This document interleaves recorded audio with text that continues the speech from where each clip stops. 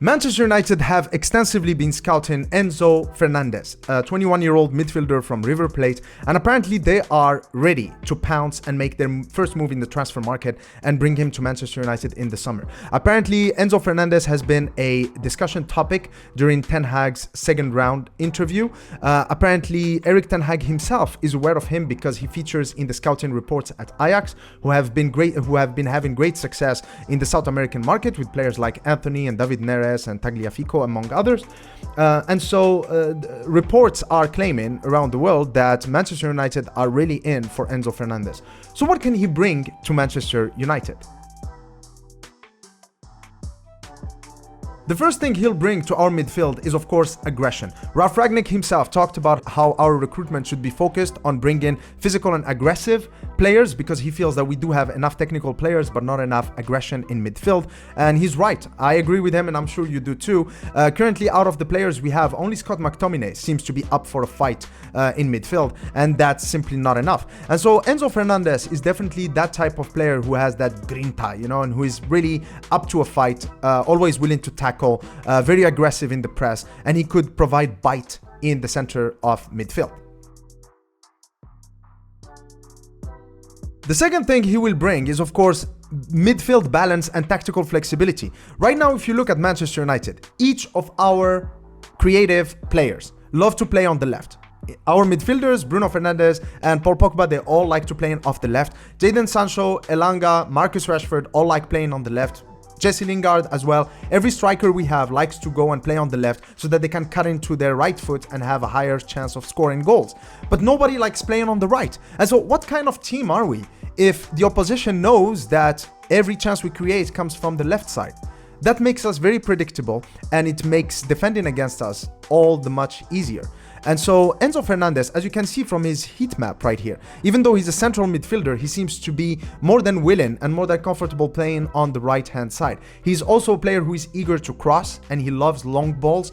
And so playing on the right-hand side, being right-footed, actually suits him a lot. And so if you have a player like him, who is very comfortable and eager to play on the right-hand side, alongside players like Bruno Fernandes and Sancho, who are eager to play on the left-hand side, that makes our team much more balanced than it currently is, and it makes us much more unpredictable against different types of opposition. The third attribute is one of the most underrated attributes ever, and it's composure. When we talk about midfield control, about controlling the game, a lot of people focus on having that aggression and winning the ball back. But a lot of people don't think about, once you have won that ball, then what do you do with it? Because there is no point in winning the ball and then losing it in the next 3 seconds, which is what happens currently at Manchester United. After we win the ball, within 3-4 passes, we have lost the ball already. Enzo Fernandez seems to be extremely composed. He's very calm, very confident in his own technical ability, and he's got that 360 degrees awareness and vision and spatial awareness. It happens a lot whenever you watch Manchester United games. You see players like Paul Pogba or Fred just being tackled from the back and having the ball being nicked away from them because they are not really aware of what's happening and because they are not composed. But Enzo Fernandez is different. He just seems to be much calmer, much more composed, and composure is really, really, really underrated.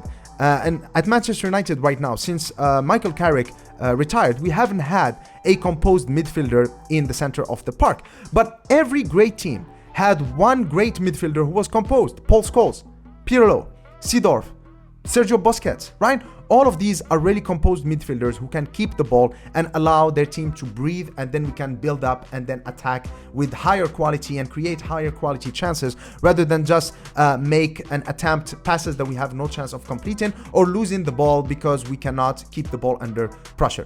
And Enzo Fernandez would definitely bring that dimension to our midfield. Last but not least is, of course, his creativity and his ability to create chances. In fact, he creates, on average, 2 key passes, 2 big chances per game. And he succeeds in 68% of his long passes, averaging around 4.5 long passes per game, successful long passes per game, which are passes of 35 yards and more. And a player of this quality will actually allow us to move the ball upfield much faster, hence being much more dangerous on the counter. With the fast players that we have, that could be lethal. level. And aside from Paul Pogba, when he's in the mood and when he's available, we don't have any player who is capable of that.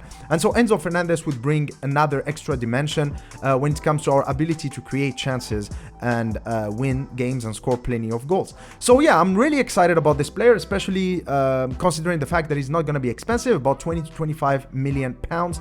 And also Ralf Rangnick talks a lot about how it's very important to get players who are only in their second contract of their career.